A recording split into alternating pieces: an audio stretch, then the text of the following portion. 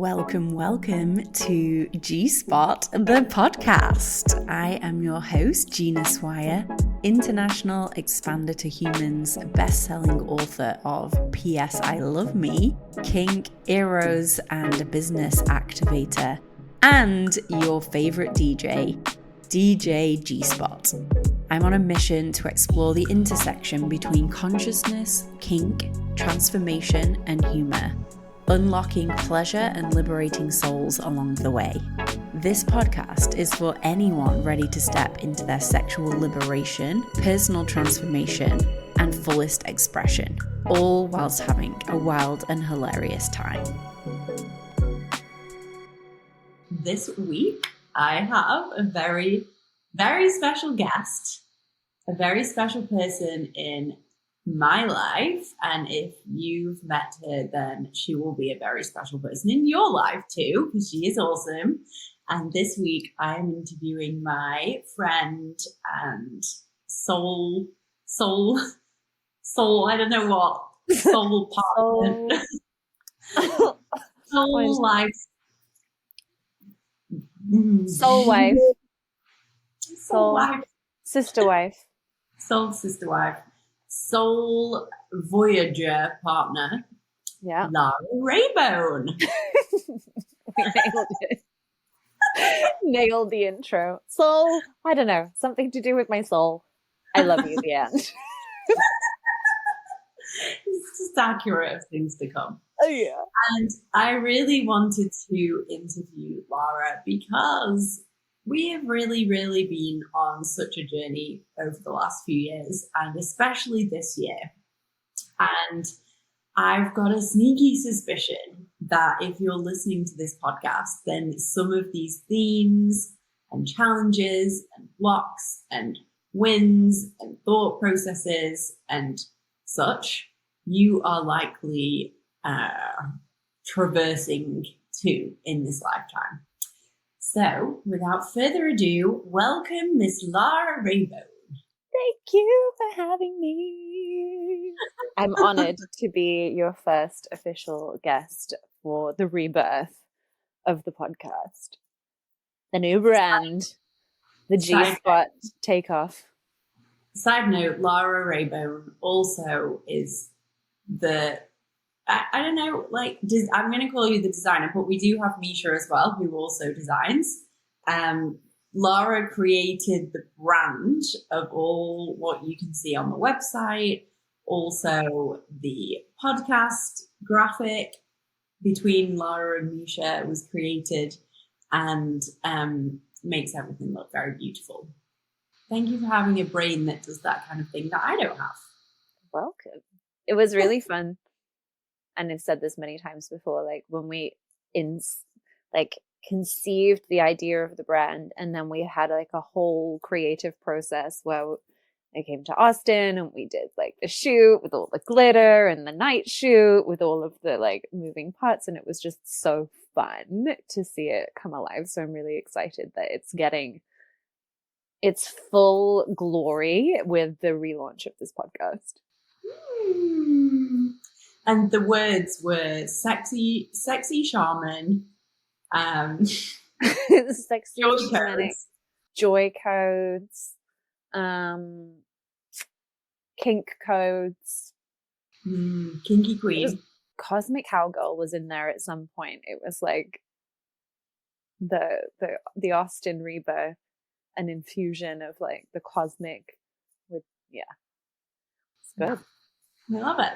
And it's great because the branding that we did all those moons ago was over a year ago, if not, a year ago at least, if not two. Maybe two, yeah. And it's funny because becoming a DJ and doing the things that I'm doing now, it's literally the perfect branding for it. Yeah. It's like it kind of got conceived and created ahead of time, and then I always find that though with shoots and stuff where you'll create something and then it'll unfold in the perfect time, and it'll be like the thing for the offering or like the phase or whatever, and it just sometimes takes a little time to really like click in. So I love seeing that as well. So talking of which, shall we talk about how we met? Yeah. I'm like, how did we meet? No, we met at, what's that restaurant called in Bali? Cyan House. Yes, Cyan House. And we were doing a shoot. I was doing a shoot with our friend Bri, who shot your Austin images. And we bumped into each other then and chatted. And then it was a very brief meeting. And then we bumped into each other on the dance floor at Udara Ecstatic Dance. Which is in Canggu, Bali, by the way. For anyone listening. Yeah, exactly. Yeah. And it's funny because we've been in the same worlds for a long, long time, but we never really met in the modeling world. Lara was also a makeup artist and a model. And yeah, we never really met through that. But it's weird, isn't it? Because we should have done. Well, we were in all of the same, like, or very similar circles and orbits. And then it just kind of collided at that point. And then we didn't see each other for a while. And then I was back in England and I saw that you were also in England post-COVID, like post-COVID lockdown 1. And I was like, do you want to come to my house and dance naked around a fire for a photo shoot? And you were like, yep, I'm in. And we made charcuterie and we danced naked around the fire. And I feel like that's where we really started to drop in a lot deeper and connect a lot more.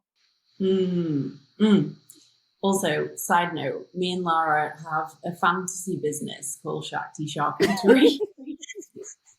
It's not even we just do it for free for like friends and events, but essentially the big dream is the Shakti Charcuterie empire.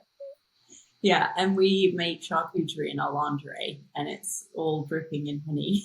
And my therapist is like, you're a hedonist. It sounds like you're colluding with another hedonist to create a fantasy business centered around hedonism. Yeah. Well, we do have a fantasy business called Shakti Charcuterie. Could it be hedonistic? Anyway, okay, back to the podcast. Yes. Okay, Lara, who are you and why are you here doing this? Just a little question there. Oh, who am I and why am I here doing this? Well, who am I? It's funny because I just went, oh, I don't know. And I think that this kind of goes into what we're about to be sharing about is this huge dissolving of so many parts, I think, that's happened this year and this recalibration that's happening. But on a professional level, I work with women in helping them to connect more deeply with their wombs, the wisdom of their wombs, the sacredness of their sexuality. And my North Star has always been divine union. And it's kind of moved from a journey of seeking the divine union externally to really cultivating that divine union within all pieces and all parts and reclaiming their wholeness, which is essentially a self-love journey at the end of the day. And I think, that's what I do. Who I am is a multifaceted, multidimensional, multi-talented human. And I'm here because I love Gina very deeply, and we have really supported and held each other through so much, especially since that deeper drop in, and especially this year we've had so many parallels that we've kind of moved through and loved each other through and navigated, that it feels really fun to get to share some of those golden nuggets and also some of those traumatic pieces that we've navigated as well. I think as a permission slip to know that you don't always have to have your shit together. And actually, this is where a lot of the self-love journey really tests you. It's like, okay, can you love yourself with this happening? Can you love yourself with this happening? Can you love yourself when your whole world feels like it's melting into a primordial goop? Like, okay, I'm going to need to rally. And I think that our friendship has really supported me through so much, and through laughing through it. Like, that has also been our medicine. Yeah, and reels. Reels. Like therapy through reels, and just laughing at our patterns and trauma has been a huge part of that. Absolutely. Oh my goodness. Oh my goodness. Yeah. So for anyone listening, what Lara didn't mention is that she's a 10 million lifetime old witch who literally has skills and talents and interests that I don't even think they teach in this lifetime reality, that she brings through a number of gifts that she offers to friendships and to groups and to retreats and to herself and to life. And thank God. Yeah, and I so agree with how many parallels and how much support we've given each other this year. Is like, I'm so grateful for friendships in general. I'm so grateful that for alignment in friendships, because there's been so many friend fractures this year, not just in my life, but it seems to be across the board. And that's one of the first things that actually we can mention about, well, actually something I want to mention here is She's learning it.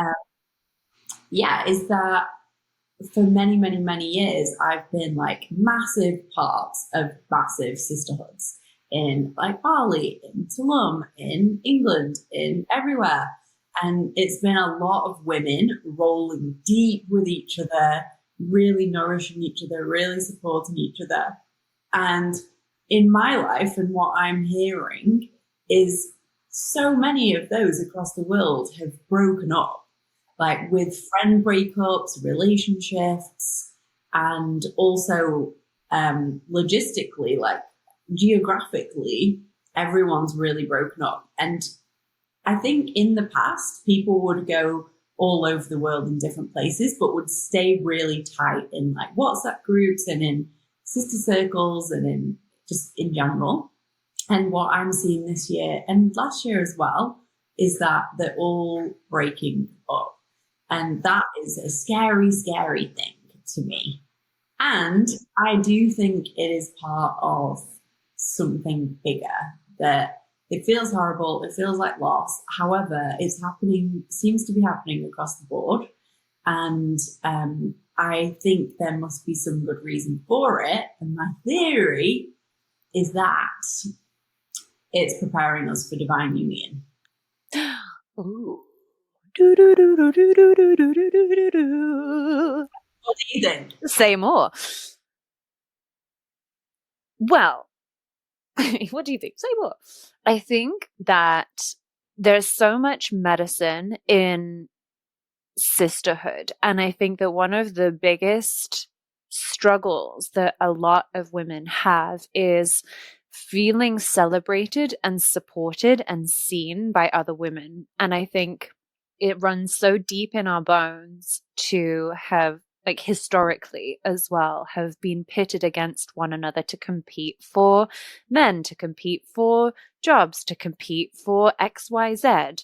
And it's so the antithesis of a matriarchal construct. And I think that we've been in the rise, you've seen the rise of the divine feminine over the last X amount of years. And there is this rising of feminine consciousness. And one of the first pieces, if we're actually raising that feminine consciousness, is for women to heal with one another. And I think that what these close sisterhoods have done, whether it's women's circles all over the world, whether it's women's retreats, whether it's just your intimate sisterhoods, it's provided a space for you to practice and just like the temples of old times where that you would practice and you would repair each other for your partners. It's the same thing, I think, in healing the wound around sisterhood so that we can support one another and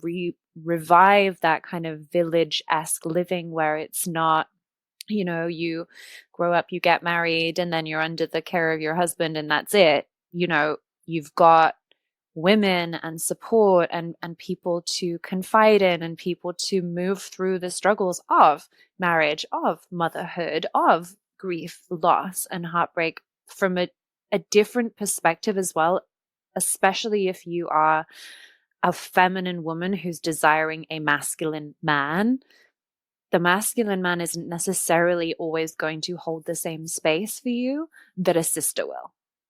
And so I think that there is this level of preparation and healing that we've got the opportunity to move through within these sisterhoods. And I can completely see how that would also then need to break down to a degree to create physical space for partnership to come in, which I'm assuming is what you're getting at. That's what I'm getting at.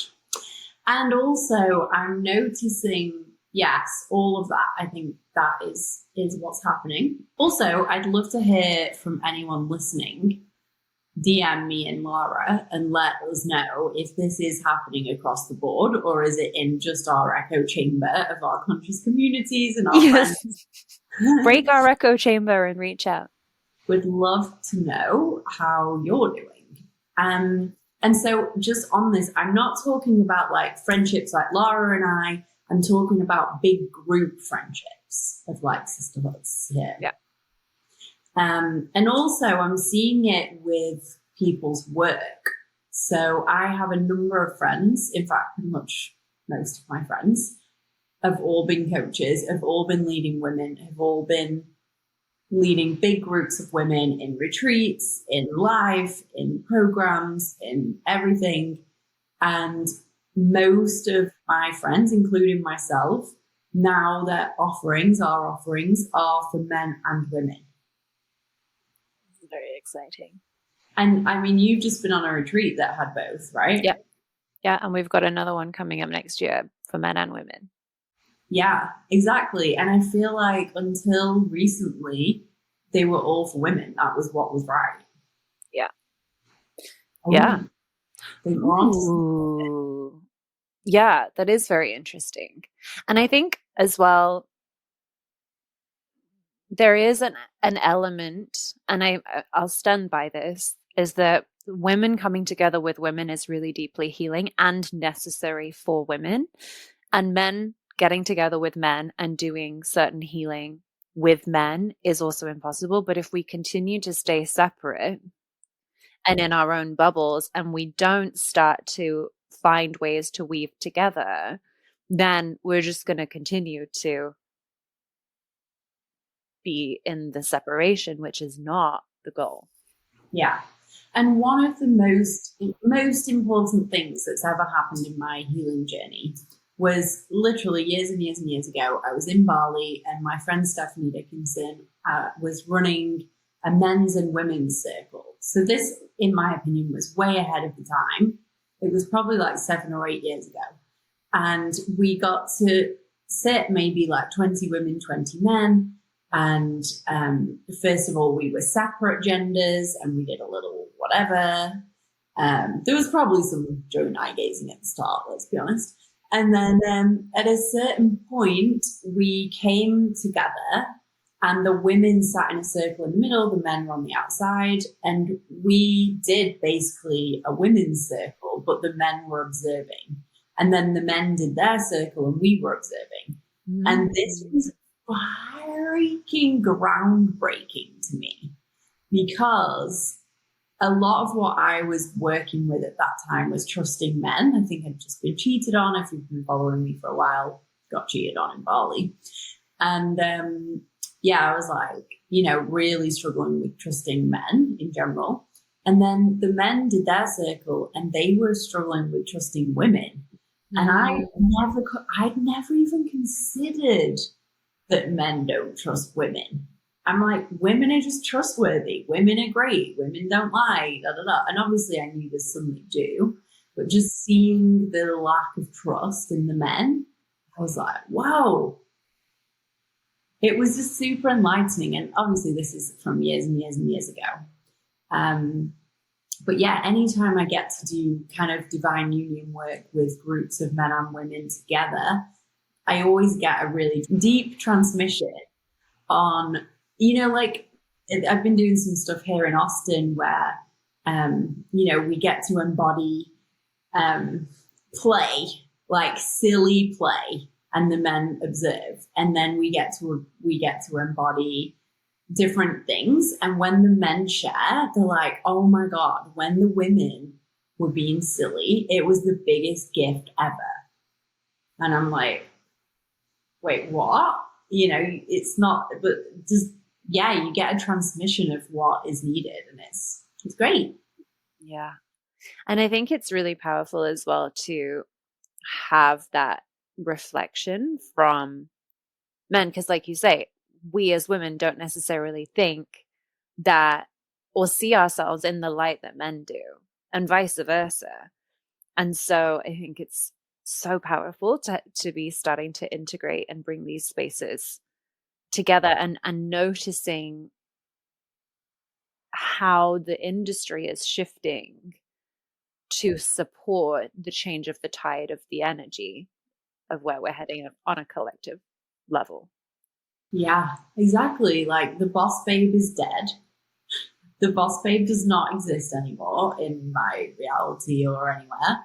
Anyone who was, operating from that energy is just not anymore, it seems.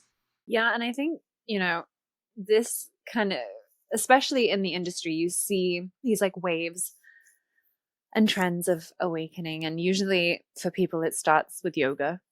A lot of people, it starts with yoga, and then maybe you discover like embodiment, and then maybe it's tantra, and then like you go fully into like that realm, and then you go fully into the boss babe, or maybe you go full feral wild woman, and everybody tends to, there's different pathways to it, but there are these definite like waves of sensuality, or like overt sexual reclamation, or the boss babe. And I think that there's a level of, on a collective level, again, women having to try on the things that they have historically been shamed and cast out and killed for, to fully reclaim them and integrate them in their bodies, so that they can actually pave the way to show up in the world in their wholeness and in their authenticity, which then is that gift to the masculine,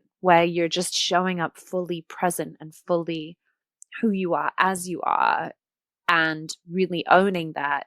But there's been so much wounding throughout history, I think, within women and our DNA, that we've had to go through these like swings and roundabouts to find our own equilibrium within these pieces. Yeah. You know what's trending now? What? Jesus. Oh yeah, Jesus is trending now. Yeah, for anyone listening, depending on where you live, you may not be aware of this yet, or you may have heard about this now. So for the last kind of 6 months in my reality, especially in a certain friend group, and especially in Austin, a lot of people are like renouncing everything they've done, from manifestation, sexuality, conscious relating, self-love, all of these things. They're like, oh my God, that was Satan.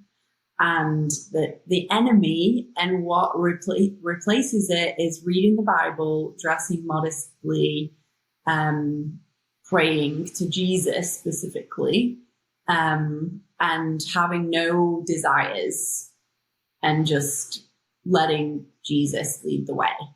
And quite a few people in my friend groups and in coaching industry, you may have seen, have gone like full Jesus, And even things like saying that money, how some business coaches and such are always talking about how much money they've made or how much money their clients have made.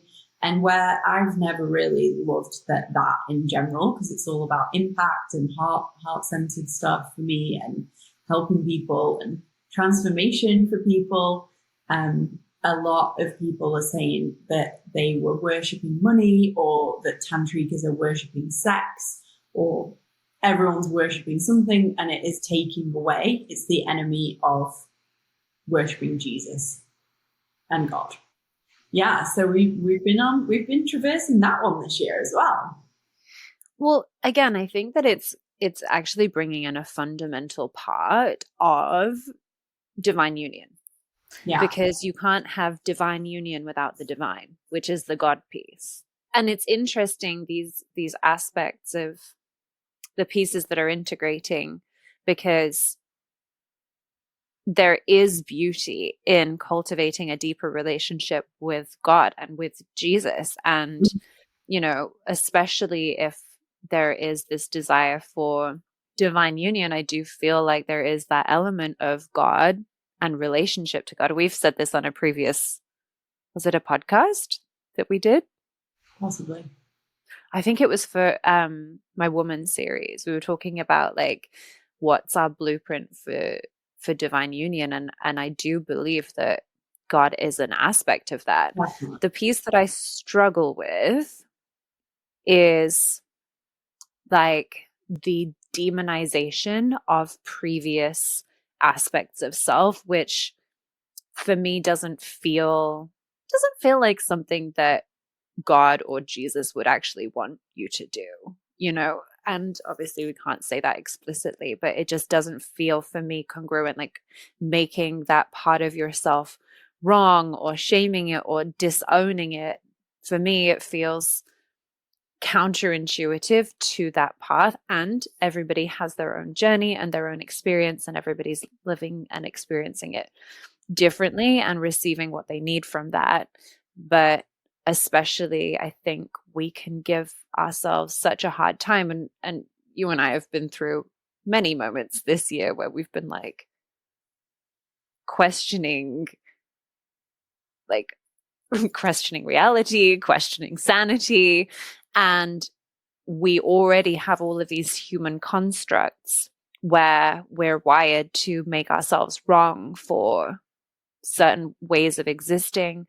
And I don't believe in my heart that God or Jesus would be wanting us to make past aspects, future aspects, parallel aspects wrong for our decisions. Because it's a part of the journey that actually led you to God anyway. Yeah, exactly. So to be explicit here, this isn't about having a connection to the divine, having a connection to God, having a connection to Jesus. This is a very unique, I would say, fundamentalist Christian approach, where people who are practicing this are actually, they're saying things like, I've been saved by Jesus. And so in the personal development world, everyone's talking about no one's coming to save you. There's nothing to save you from. There's no destination. It's all happening now. You do your work, and that's your journey. It's not about being saved even. And the Jesus people, the Jesus junkies, are saying, praise the Lord, I've been saved by Jesus, thank God. And they're getting baptized and only reading the Bible. And a lot of them are following Donald Trump, really very in love with Donald Trump. And not that I want to take this into politics, because I know, I'm like, I'm going here. And yeah, it's super interesting. So what I think is really interesting is if someone chooses to read the Bible, I'm like, okay, great, good for you. Take what you want from that. Obviously it's a scripture that's been changed many, many times, and there's chapters missing, and there's all sorts of theories about it. and it's not Jesus that wrote it. It's not a direct transmission. So if you want to read that and that's part of your journey, then great. And when you get to the end of it, like, wow, celebrating you for sticking at something that I would, I know from reading it, not all of it, but some of it is pretty hardcore, talks in riddles, like, it's a lot to decode. And I would be like, wow, celebrating you for reading that. Like, what did you get from it? And it's like, but it's not that that's happening. It's like, I've been saved by Jesus. And my question is, saved from what? I don't know. I don't have an answer for that. But I do have a dear friend of mine whose name is Oliver. He taught me some Aramaic, which is the original language that the Bible was written in. And Aramaic, rather than being directly translated verbatim, the first language that the Bible was translated into was ancient Greek, which didn't physically have the language to convey the depth of Aramaic. And I feel that, I could go on a whole thing about this, because when you listen to the Bible in Aramaic, there is a transmission that is cellular that has a whole different frequency of activation. And having just come back from Egypt, all of the transmissions around like frequency and sound and the different ways that ancient civilizations would have used to activate our cellular remembrance. I think it goes, personally, my personal view on this, and I know that we're not really going deep into that, but I feel like there is an element of mysticism that we have to look through the lens of. We can't just look at it academically or like, this is what it says, and so X, Y, Z, because there is so much context and so much richness and so much texture and so much feeling that is needed to actually drop into even a fraction of the truth of what's actually held in those pages. Yeah, totally agree. And wow, like coming back from Egypt, whenever that was, when I came back from Egypt, I was just like,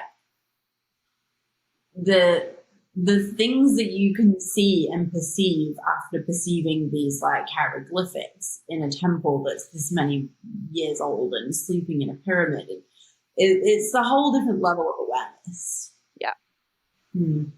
Just little Egypt integrations. We've skipped a few months of the year. Yeah, but it's great because Jesus, Mary Magdalene, Egypt, all linked. And yeah, funnily enough, we organized a trip. It was actually, I went to rescue Lara from France this year because she was traveling back from Spain with cats, and she would have had to do a whole thing, get the Eurostar across, leave the cats in London with her brother, then go back and then drive over, and a whole thing. And I was like, why don't you just get someone to pick you up? I was like, why don't I just come and pick you up? So I drove from Blackpool down, all the way down England, down to Calais, had a breakdown in McDonald's when I was trying to get Wi-Fi. Full breakdown. It was when Vincent and I were breaking up, and came to pick Lara up from somewhere with cats. And then we drove to Glastonbury because I was like, we should probably let's just nip to Glastonbury on the way home. Nipping to Glastonbury is not a thing. It's 5 hours from London. Yeah. And then we invited a bunch of friends, and it just so happened that everyone was fucked up about all this Jesus thing, because when someone says that your work and what you believe in and your sexuality and your like everything, for meditation, flipping, manifestation, Abraham, tarot cards, when somebody says that's the devil and they're someone that you've really, you really have been close with, it fucks you up, because for me anyway, I was like, well, I do want to question everything, and I do want to see other people's perspective, and I do want to look at everything and relook at everything and check it's all in alignment. And, I was feeling particularly shit at that time as well, because my relationship was ending and lots of things were all ending, and I was really in a down. And I was like, maybe they're onto something. And everyone that came to Glastonbury had been having these same thoughts. And it just so happened that the weekend we were there was Magdalene Feast Day. Yeah.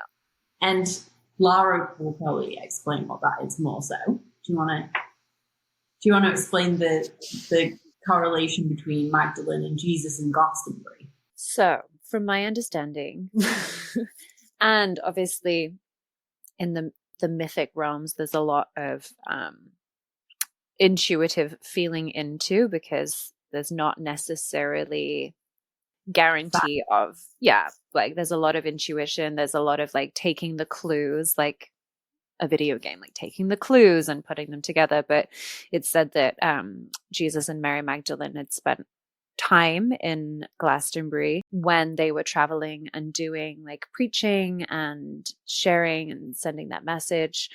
And there's a lot of like goddess altars and like priestess energy in Glastonbury. It's said to have been where the womb priestesses were initiated, of one of which being Mary Magdalene, along the theory around Mary Magdalene being a priestess as a descendant of Isis and practicing in energetic alchemy and the feminine arts, and the womb priestess lineage of love, which then supported her in supporting Jesus in his mission on the planet. So there's a lot of powerful energy in Glastonbury that is said to have been connected to Mary Magdalene. And similarly with Egypt, there's a lot of, well, the interesting thing about Egypt is that, speaking of the Bible, Mary Magdalene wrote a gospel as well, which wasn't included in the final edit of the Bible. And 3 copies of the scripture were found dotted around Egypt with the same first 7 pages ripped out. And then I think there's a number of pages missing in the middle as well. So, yeah.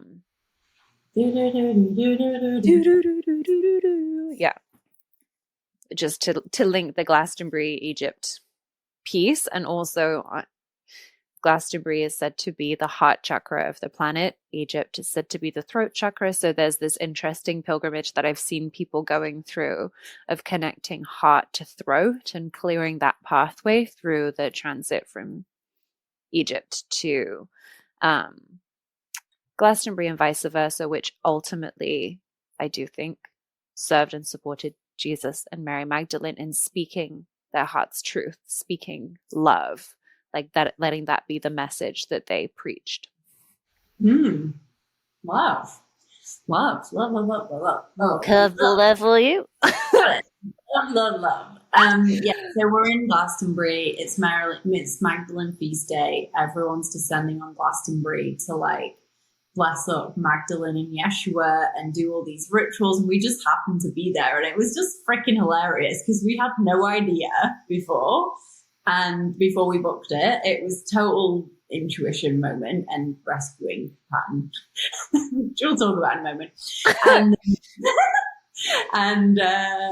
Yeah, there we were. And it just made so much sense. Everyone was freaking out about it. I think a lot of energy got shifted and we all just kind of came back to, this is where we're at right now. Things can change. And I think this is a really good lesson, life lesson, honestly. You know, when anyone watching is like, what is my path? Like, what do I believe? And I feel like everyone's been fucked up this year with belief shifting. And personally for me, going from like a very spiritually minded person to becoming more of a human, which I think I spoke about in my first G-Spot podcast. And yeah, I think it's quite interesting to be like, what do I believe? The old stuff doesn't ring fully true, but the new stuff maybe hasn't dropped in yet, and we're in this messy middle. And it's good to just be like, okay, this is what I believe right now. I'll keep checking in with it. And if anything changes, I'll let myself know. Yeah. Yeah. Okay. So, Lara, we've been through a lot this year. Yes. What are some of the big downloads that we've had, / I've had, / you've had, that may or may not be helpful for our gorgeous listener right now? So a big one, I think, is drum roll, is the return to self-love. Like, you went there. I went there. Like the return to unbrand, and and actually the deeper layers of like, what does that mean? Because there are a lot of patterns that we've both shared that we've played out, which I think were not particularly self-loving. And what specific ones? Staying in relationships beyond their expiry, not particularly self-loving. And it's hard to recognize in the moment because you're so in the identity, or like enmeshed or enrolled in the identity of and the future and the timeline of that relationship and what it means and what you receive from being in that and who you are in that it can, I think, extend the expiry of a relationship through being more interested in the fantasy of it and the spiritual aspects of it, rather than, like you're saying, the integrated humanness of actually, am I staying in something where I'm not being treated well? Am I choosing to continue to opt into something that is not actually serving me, and therefore that isn't very loving? So coming back to receiving all of that love, I think that we're often so willing as women to give and pour into other people, which can play out in shadow patterns of the rescuer. And I know you just touched upon that, so I'll let you go into that. But like overgiving and overstaying and accepting bad behavior when actually, no, like that's not acceptable behavior, and really owning that and standing in your unwavering truth. Boundaries with consequences. Exactly. Boundaries with consequences. Because if it doesn't have a consequence, it's just a suggestion. It's just a suggestion. Yeah. I love that. Yeah. And how I would translate that to stack on what you said is, I think I also talked about this in the first episode, is having this spiritual concept of like the one, or divine union, soul mate, whatever, which are all spiritual concepts that we love. And when that is really turned up loud, the spiritual realms of like the synchronicities and the, I guess, fantasy and the rose-colored glasses as well of like, but if this is my one, I've been told in ayahuasca, I've had all these angel numbers pop up. I've like, had all these synchronicities, and we met in this like really romantic way. And how could it have been? And, I had this with Vincent where I'd had this whole healing where I realized I was going to be with this 11-11 man, 11 out of 10 man. And then, when me and Vincent got back together, you were like, oh my God, he's got 11-11 on his arm. I didn't help the situation. We glued it in the spiritual realms, and all these synchronicities, which are really lovely, and then on a human level, it's like things aren't working, or I won't fully go in. Maybe I will. I don't know. I might. At some point, maybe not today. Maybe this is the tease for at some point down the line. But the human, Gina, was being turned down and putting up with a lot. And yeah, because the spiritual Gina was like, yes, it's the one. Yeah, and like readjusting those and basically becoming a human. This was the start of it, and being like, okay. And I know a lot of women, including you, who have had these like kind of spiritual fantasy relationships and then not really been either in alignment or treating even ourselves that well in it, and thinking that we kind of have to because this is the one and da da da. And that's been a big lesson across not just us, a lot of people. Yeah. And I think that there's a few things in that Yes. I don't regret any of it. I regret how long it's taken, but I don't know. Well, I hadn't hit the same lessons previously. So it's difficult to make, again, it's about like not making self wrong for that, because I'm so fucking grateful for what I know and embody now, that can I really be that mad about, yes, it was painful to go through. Yes, there was a lot of turbulence, but actually getting to this point, I'm still grateful for it happening, because and that's where it's like, okay, when we listen for the signs and we look for the signs, sometimes you need to go through the thing that's the difficult fucking lesson, which sucks to say, but this pattern as well has been a very collective thing. North Node in Aries, South Node in Libra. We've been purifying and clearing out for the last year and a half toxic patterns within relationship. We've been rebalancing karma within relationship on a collective level. This is why so many people, and I'm pretty sure that everybody listening has got some kind of story to tell to varying degrees of clearing out unhealthy patterns within relationship. And even my like solid long-term married friends are like, have been going through it this last year. Yeah. It's been testing everybody. And I don't really like to believe that we're tested. I think it's opportunities to choose differently. And at the same time, one of the biggest lessons for me that came out of this is that you can still believe in the soulmate, in the twin flame, in the, the one, if you want to.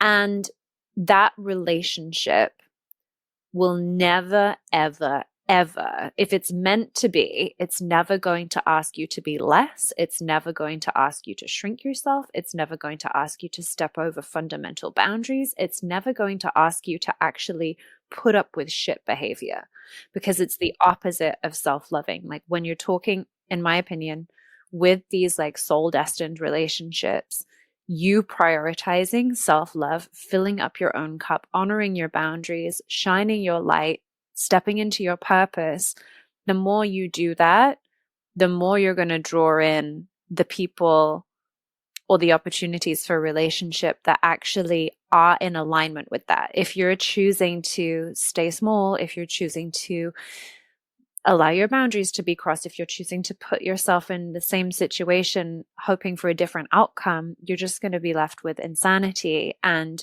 your psyche will potentially fracture. Been on the edge this year. And I do believe in these soul contracts and pieces, but one of the biggest things that I've realized is you can't will somebody else through your fantasy or through your lens to change. If you hold your own vibration and boundaries and love yourself and treat yourself into the same standard that you desire for somebody else to treat you, you will lower your tolerance for these relationships that are not serving, that drain the fuck out of you, like emotionally, physically, financially, like the whole thing. Like if it's doing that, it is not your person, and you get to come back to yourself. Like that's if this spiritual relationship is draining the fuck out of you, if you're feeling less radiant, if you're looking haggard, if you're like physically like depleted, you're energetically depleted, you're financially depleted, you've got no drive, no lust like for life, it is not the relationship that you think it is. Because if it is a destined, like the person that you're meant to be with, you're going to radiate, you're going to thrive, you're going to find ways to navigate, and that's not to say that you're not going to have hard times with that person, because the humanness is, we have the ebbs and flows of relationship, but on a general level, you're going to be ascending with that relationship rather than being pulled into the depths of hell. Yep. It's a funny about that. I've been doing a wrap up of my year with this really in-depth wrap up thing that I downloaded for free, but spent $76 printing it out. Austin prices. And I've been doing it the last few days and really going in deep and looking through all my pictures, remembering everything, seeing where I was, how I felt. And it was so funny. I was looking through my pictures and I was like, wow, I look fucked up here. And like self-love, like, wow, bless me, I look really like bad. Comparably to normal. Yeah. And then all of a sudden it's shifted and I looked amazing. I was like, wow, I look like, I've just had really great night's sleep and I look really good here. And then when I looked, it correlated exactly to my breakup. Yeah. And I was like, well, there you go. Obviously I was really going through it and it was really hard. And also I was getting a lot of UTI infections because my body says no. Yeah. And such. So, okay, there's one piece that that's another big clue to one across. Your body knows. Body knows. And I think I know so many women who've had UTIs or, and they've been in denial that the partner is not the partner. And more often than not, there's an incongruence with either the way that you're having sex or like the energetic frequency that you're sleeping with each other from, or you've come to completion on our timeline. And it's the one thing that women I notice are in the most denial about, but your body always knows. And that is a really key piece to listening to the body. Yeah. It's interesting because it's like, I have married couple friends who are wonderful and, she gets UTIs and I'm like, curious about that. That's the thing. Who am I to say, look, this is not right for you. Your body's speaking to you. I'm not saying that because I don't know. And that's something I've learned this year. Yeah. I don't know the answers to anything for myself, anything for anyone else. I have an educated guess, an intuitive guess, a psychic guess, but I don't know anything. I'm not on a pedestal of knowing things. However, I do see that in myself, and I have a wonderful episode coming up all about this. Ooh. With the Yoni nutritionist, which we've already recorded. So anyone who struggles with this, which is probably at least 50% of everyone listening right now, if not 90%, this is coming up soon. Okay, so there was one piece in there that you were talking about, which I've been really in curiosity with. Love that word. Curiosity. Just rolled off the tongue. You said something earlier as well, relationship. And I was like, oh, I like that. It's a shifting relationship. Yeah. I love a bit of wordplay, as you know, because, yeah. And I also think it's because I'm dyslexic AF. I come up with all these different words, but they work. But they work and they're like the perfect word to describe the essence of what you're trying to say. Yeah, like in my book, Yes, I Love Me, plug, there is a chapter that's called Realization Ships. And that was a Freudian slip that I did, just like that I just did then. And I named one of my book titles after it, chapters. Now people rip it off, and I know they're ripping it off because it was a Freudian slip. Anyway, so coming back to what I was about to say, yeah. So this piece about being in your purpose, shining your light, being big, being bold. Yeah, I'm really in curiosity with this because, for the last 10 years, I have been heading this giant movement around self-love and helping so many people with it and really leading it and running it and powering through with it. And to me, it felt like God was the masculine and I was the feminine in that journey. And so I didn't really feel like I was in my masculine. However, I'm pretty over these terms of masculine, feminine in a way. But anyway, yeah, I also know that I was polarizing not masculine men or on some level they wanted me to provide for them and I was the one bringing home the bacon and such. And so, yeah, I think for me personally, I've had this before. A lot of people have these unconscious binds between love and money, love and success, love and business, love and health, money and business, whatever it is, where we believe we can't have both at the same time. And quite often when I was in relationship, I would not be as bold in my business. And I didn't know if that was because my relationship was stuck in my life force, which it was, or what, or it was this unconscious bind. And then also because I personally have a strong desire to have a feminine role in relationship where I am more of a traditional wife and woman and mother and such. And I still want to obviously be able to do my inspired work. And I want to be with a man who is polarized and is providing and protecting. And I'm talking about financially as well, because obviously we provide in lots of ways.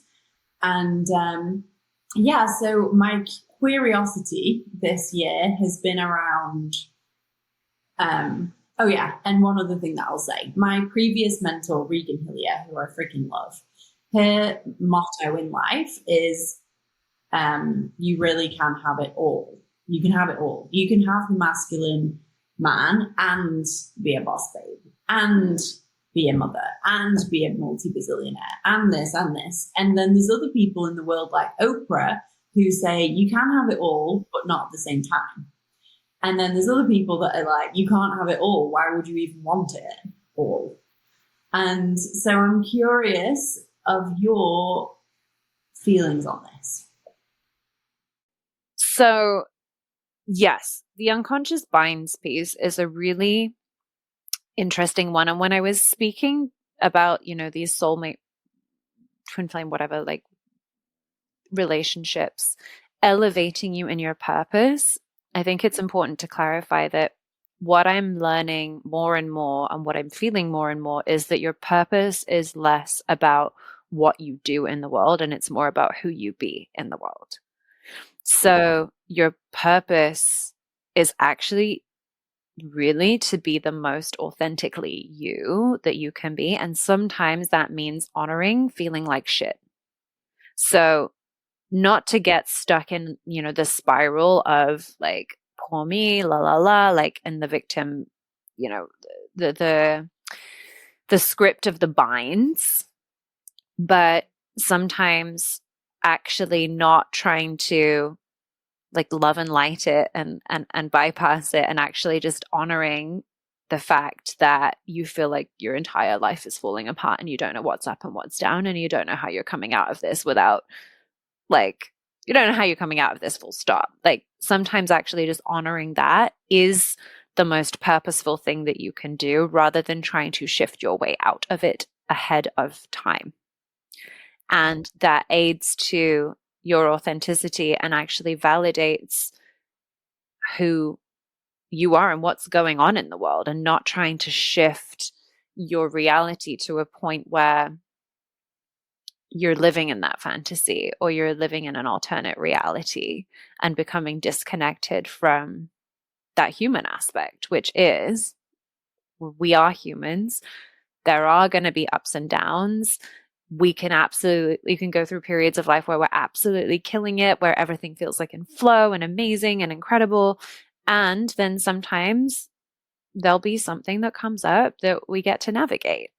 And I really feel like the more we're coming back to our authenticity. So it's like, well, if you are wanting it all, is it coming from a deep space of your own truth, or is it coming from a space that society is telling you that you want all these things? Is it coming from the depths of your heart? In which case, yeah, go for it. But if we're trying to keep up with the Joneses and we're trying to live this, Instagram lifestyle, and I was a sucker for it as well, because everybody started posting about homesteads and I was like, I'm going to homestead because I want to try it on. I want to, there's part of it that really does lend itself to how I want to raise babies. So I'm like, okay, that's authentic. I want to understand how to grow things from the land. I want to understand the ecosystems that like serve and support and live in harmony with the planet. How do I do that? Well, I'm going to live it and I'm going to get the lived experience. So I do think that these trends of like the boss babe and the homestead and the doting wife and the tantrika and all of these aspects that we were speaking about earlier, where we get to try on these different aspects, are giving us lived experiences of actually what is important to us and what is authentic to us, so that we can fully stand behind that and let ourselves have that, whatever that is for you. Because my that will look different to Gina's that. There may be similarities, but it's more, I think, about coming into deeper intimacy with yourself and the different parts of yourself that are incongruent with your heart's desires. So if there's a bind with, for me, it was love and money. Like love and money, really complex bind. I'm not going to go into it, but there was a lot of enmeshed and entwined beliefs between those two things.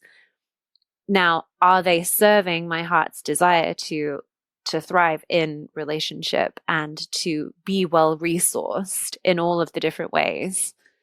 No.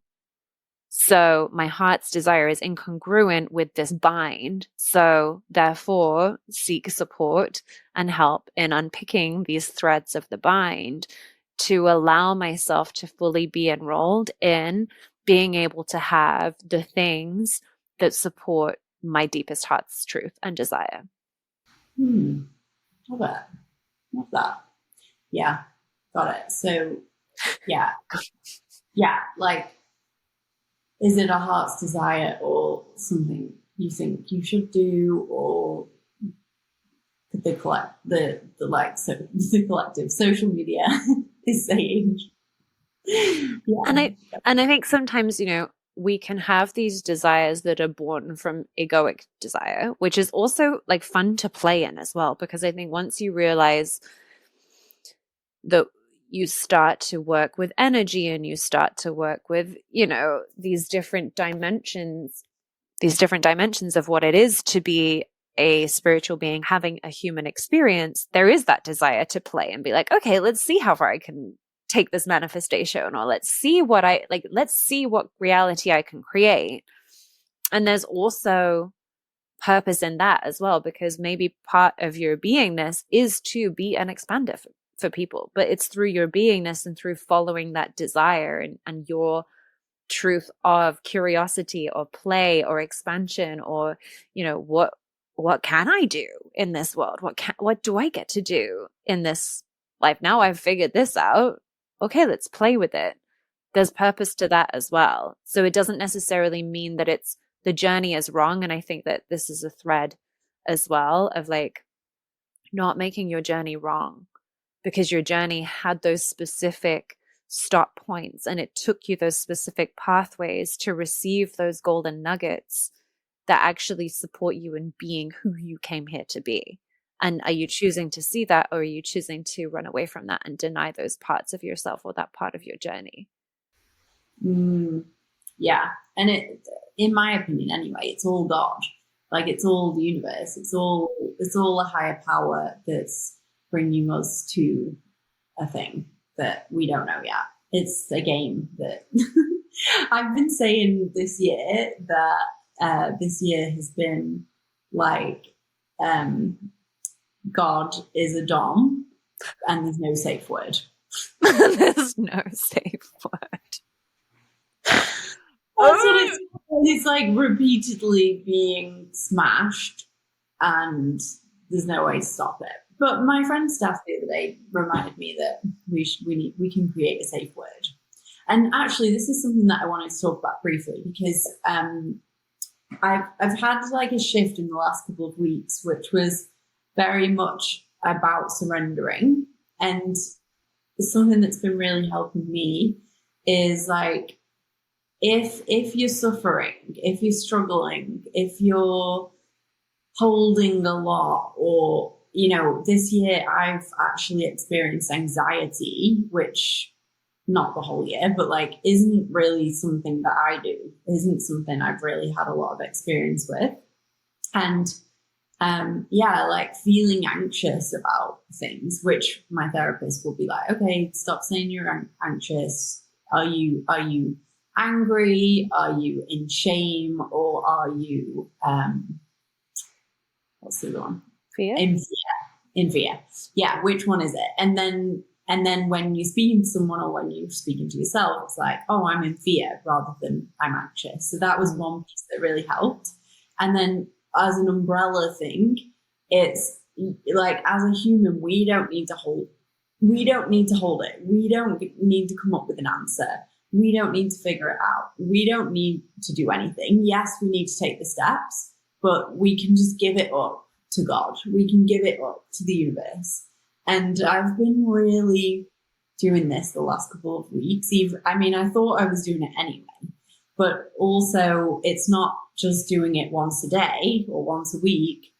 It could be you're doing it 20 times a day, which I hadn't really considered. So if you're feeling heavy, if you're feeling stressed, if you're feeling anxious, you can even just write it down in your journal, all the things that you're worried about, and then just give it up the line. And it's really, really helpful.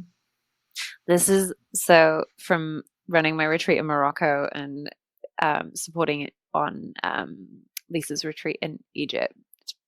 One of my favorite Arabic words is inshallah. Inshallah. I'm probably saying it wrong, but it essentially, and people may come at me for this, forgive me, but for what I understand it to mean is like, okay, I'm giving it to God, like if God wills it. So people will say something like, oh, I'll see you soon. Inshallah. Like if God wills it, yes. And I noticed myself saying it so much because it actually is. It's like, well, yeah, this is what I want, but okay, give it to God.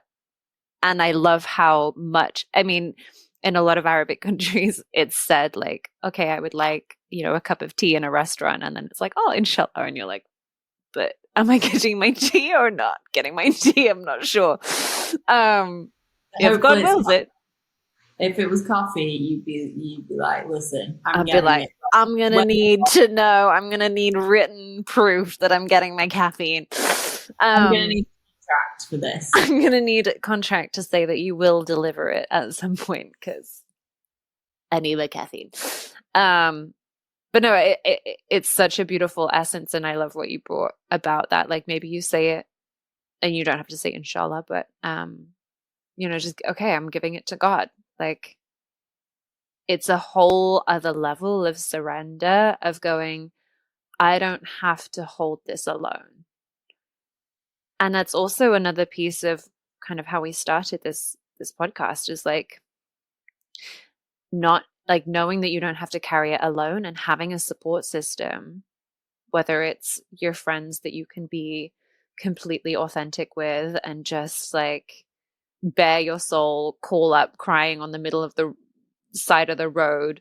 For me, it was like cats in the back being like, I don't know where I'm gonna go and I don't know what I'm gonna do, and calling Gina and having a full-on mental breakdown, or whether it's Gina calling me from McDonald's having her breakdown. Like having somebody that you can allow to see all of those parts of yourself, like having a support team, having a therapist. We're fully enrolled for therapy, aren't we? Oh yeah. Oh, we are enrolled. We love a therapist. Lara had been getting secondhand therapy for about 5 months. No, it wasn't 5 months. It was like 2 months.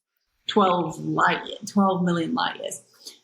So I would have a therapy session, and then I'd ring Lara to integrate, and she'd get the secondhand therapy. Honestly, if one of your friends gets a new coach or a new therapist, you all get a new coach and a therapist. Yeah. And also because a lot of you tend to be moving through similar pieces and threads, there's always something that you could like take from it. But I did sign up, and I have been receiving therapy, not secondhand therapy. Our therapist, her whole roster is my friends. I know Gina needs to be on commission. She is legitimately the best therapist. So, but it's don't ask for a number because she's fully booked. Because Gina's already recommended everyone to her. Literally, she just speaks to my friends all day, all week. Yeah. I don't know where we were going with that, but I don't know where we were going either, but I therapy, support system, support team, like having your human team as well as your spirit team, as well as God to hold it, knowing that we did not come here to do it alone. Fuck, imagine like, no. Paging yawn. Yeah. No. And also me and Lara, sometimes we have like how long was our longest phone call this summer? Might have been about 9 hours. We just did life together because I don't know where we just spent the day on the phone to each other. Yeah, we sometimes do that. We'll be like, that was in the depth of it. That was like post breakup, like we're on our asses. We just need to be. I think, in Fuerteventura. You were in Blackpool, and we were both kind of just holding on by a thread, I think, at that point. So 9 hour phone calls was necessary, and the only way that we could physically be in support of one another at that time. So it would start with like just calling in the morning, and then we'd be making breakfast each on the phone, and then I'd go on a dog walk and we'd just chat the whole way, and then there'd be 3 meals on the call. Yeah. Yeah. And sometimes that's just what you need, you know? Sometimes it is. There'd be multiple wees. Just being. Well, I'm so grateful that we get to do that, and we get to do life, and thank God. God, if you're listening, thank you. For this friendship and this life, being on the planet at the same time, in the same place-ish, and getting to manifest each other to different locations and different continents at the same time. Yes. Do you know what another like really big code from this year is to like not take your trauma so fucking seriously? Oof. Yeah.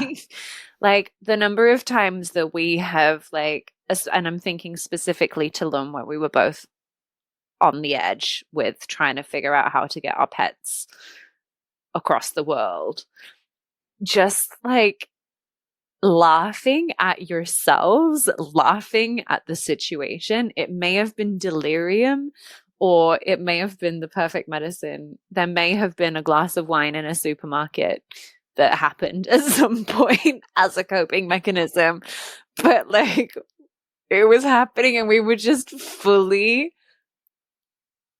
laughing at ourselves, taking the piss out of our current selves for looking back on this moment of like despair and delirium. But it has had so many amazing memories, just being able to giggle at one another and take the piss out of our stories and our patterns, and not to get so worked up in the story of it. That is a huge piece of medicine. Huge. Yeah, I've been riding that one for a lot of years, to be fair. Yeah, but it just needed to be reiterated. It was very important. Yeah, actually, on Christmas Day, I was having a low point. You know, there's been a lot of loss this year. There was a big relationship loss, a big friend loss, family situations. Jesus crew left, like many friend fractures, many things. It's like also my business, like so many things that have just like shifted and changed. And last year felt so abundant, being in Tulum and with all friends and with Vincent and with everyone. And it was like a big thing. And this year was not a big thing. It was like a very stripped back thing.